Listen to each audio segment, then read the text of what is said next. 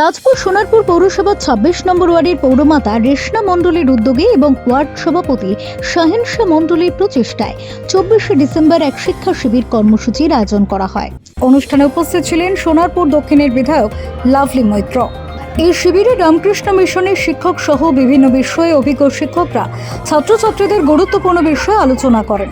২৬ নম্বর ওয়ার্ডের পৌরমাতা রেশনা মণ্ডল তিনি বলেন, এই শিক্ষা শিবিরের মূল উদ্দেশ্য আমাদের গত বছরও করা হয়েছিল, এবছরও করা হচ্ছে। বাচ্চারা যাতে তাদের ভালো মার্কস যাতে পায়, মার্কস তো পায়, যাতে আরও বেটার হয়, সেই জন্য আমাদের প্রত্যেক বাচ্চাদেরকে এই শিক্ষা শিবিরে যোগদান করতে বলা হয়েছে, যাতে তারা আরও ভালো মার্কস পেয়ে বাবা মায়ের মুখ উজ্জ্বল করে। ভবিষ্যতে এরকম আরও শিক্ষামূলক শিবির করার কি পরিকল্পনা আছে? আমরা তো চেষ্টা করব, যতটা আমরা করতে পারবো আমরা নিশ্চয়ই চেষ্টা করব। আগামী দিনে এই যত স্টুডেন্টরা আছে তাদেরকে এগিয়ে দেওয়ার জন্য আমাদের যা কার্য করার থাকবে আমরা নিশ্চয়ই সেগুলো চেষ্টা করব করার। জগদ্দল বিদ্যালয়ের শিক্ষার মান আরও উন্নয়ন করার জন্য আপনার পরিকল্পনা কি ভবিষ্যতে?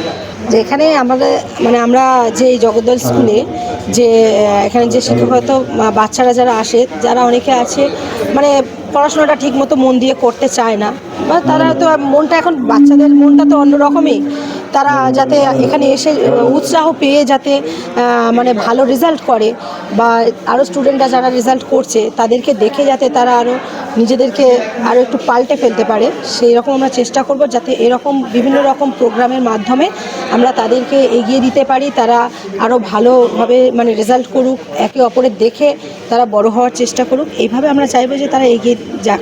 এদিন ওয়ার্ড সভাপতি শাহিন শাহ মণ্ডল জানান, গত বছরও করেছিলাম, এবছরও করলাম, তো গত বছর থেকে এবছর রেসপন্সটা ভালো পেয়েছি। উদ্দেশ্য একটাই, যে যারা মাধ্যমিক পরীক্ষা দেবে তারা ফলাফলটা ভালোভাবে করুক এবং আগামী দিনে মানুষ হোক, এটাই উদ্দেশ্য। যে অনেক ছাত্রছাত্রী আছে, অনেকে ধরুন ভালো গাইডেন্সের অভাবে রেজাল্ট ভালো করতে পারে না, হয়তো ইচ্ছে আছে, তো সে কারণে আমাদের সমস্ত টিচাররা আছেন, রামকৃষ্ণ টিচার, তাদেরকে আমরা তাদের সহযোগিতায় আজকের এই গত বছরও করতে পেরেছিলাম, এবছরও করতে পেরেছি। তো আশা আছে যে আগামী দিনে আরও বড় করে করা যাবে। তো আমরা আমাদের ওয়ার্ড থেকে, আমাদের পৌরমাতার তরফ থেকে আমরা আমাদের সাধ্যমতো আমাদের ওয়ার্ডে যারা টিচাররা আছেন তার সহযোগিতা আমরা আমাদের সাধ্য চেষ্টা করি। এই যে শিক্ষা শিবির কি মনে হয় কতটা ছাত্রছাত্রীদের জন্য সুলভ হবে? শুনুন, গত বছরে আমাদের স্টুডেন্ট ছিল 80 থেকে 90, এবারে 150 ক্রস করেছে।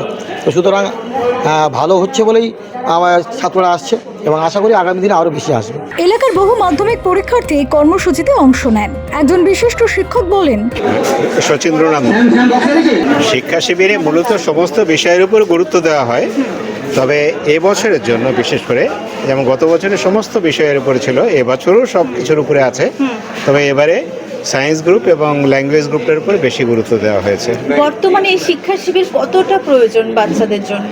এই শিক্ষা শিবির তো আমি বলবো প্রত্যেকটা এলাকায় দরকার, ভীষণ একটা প্রয়োজনীয় ভাবনা, এটা খুবই ইতিবাচক এর প্রভাব রয়েছে। কারণ যে সমস্ত ছেলেমেয়েরা এলাকায় অনেক কিছু জানতে পারে না, তারা সচেতন হতে পারে না, এটা কিন্তু শিক্ষা শিবিরের আর এক নাম, আমি বলবো সচেতনতা শিবির। পড়াশোনার পাশাপাশি নৈতিক শিক্ষাটা কতটা দরকার? অবশ্যই নৈতিক শিক্ষা না থাকলে প্রপার এডুকেশন হয় না, কারণ আমাদের মনটার কন্ট্রোল কিন্তু নৈতিক শিক্ষা থেকেই তৈরি হয়।